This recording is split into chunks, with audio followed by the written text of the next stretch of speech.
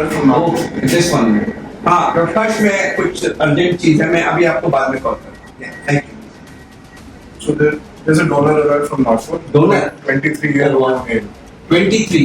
That's very young, Lal. Which From city is it? Nagpur. Okay. So let's call everybody. Doctor Bilal को बुलाओ, doctor हर्ष को बुलाओ, doctor Mohan और doctor सुब्राम को जल्दी से बुलाओ।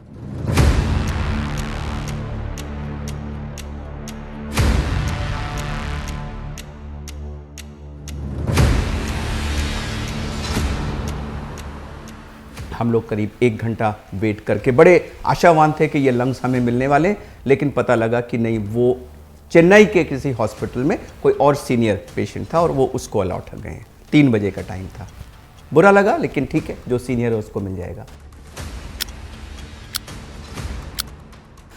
4:15 साढ़े 4 बजे का टाइम था। फिर से कॉल आई कि नहीं, चेन्नई के हॉस्पिटल ने इसको रिफ्यूज़ कर दिया है बिकॉज वो नागपुर पहुंचने का अरेंजमेंट नहीं है उनके पास और वो लंग्स हमको ऑफर किए गए हैं। अब ये करीब 4 और साढ़े 4 के बीच का वक्त था। नागपुर की फ्लाइट 7 बजे थी, सिर्फ 2-2.5 घंटे का टाइम था, लेकिन हमें करना है इसको, तो फटाफट टिकट्स बुक किए गए, सारा सामान अरेंज किया गया, सब कुछ किया गया और टीम यहाँ से सब कुछ करके एयरपोर्ट भागी।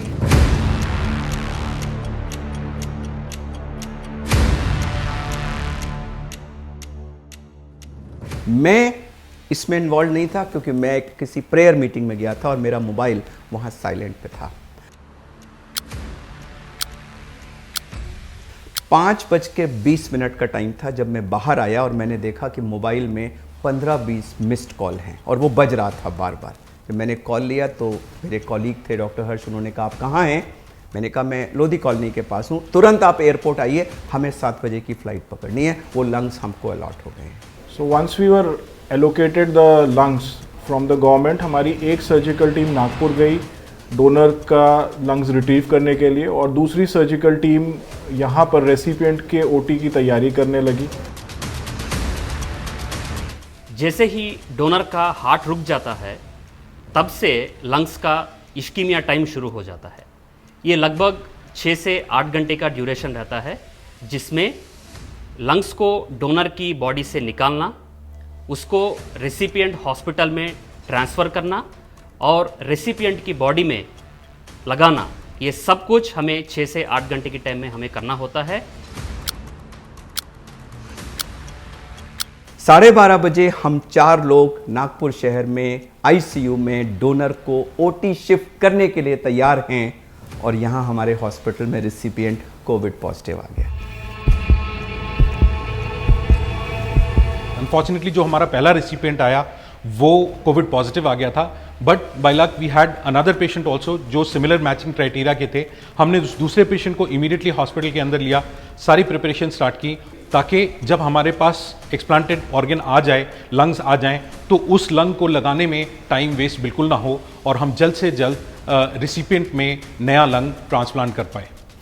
अगले दिन सुबह 9:35 पे हमारी फ़्लाइट लैंड करती है। दिल्ली पुलिस और गुड़गांव पुलिस ने ग्रीन कॉरिडोर की थी। हम 12 मिनट के अंदर अपने हॉस्पिटल पहुंच गए। तुरंत वो लंग को लेकर के आइस बॉक्स को लेकर हम ओटी में गए।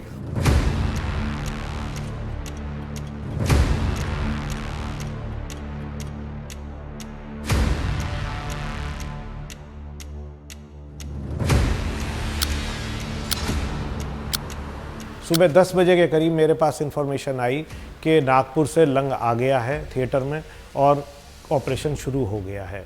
करीबन शाम को 6 बजे पेशेंट मेरे पास ऑपरेशन थिएटर से सक्सेसफुल ट्रांसप्लांट के बाद आईसीयू में आ गया। उस समय पेशेंट की ऑक्सीजन रिक्वायरमेंट काफ़ी कम थी। आईसीयू के अंदर हम पेशेंट का मेनली 3-4 चीज़ों का ध्यान रखते हैं, जिसमें इम्यूनोसप्रेशन बहुत इंपॉर्टेंट है, इन्फेक्शन ना हो पेशेंट को वो बहुत इंपॉर्टेंट है, और उसका वेंटिलेटरी मैनेजमेंट।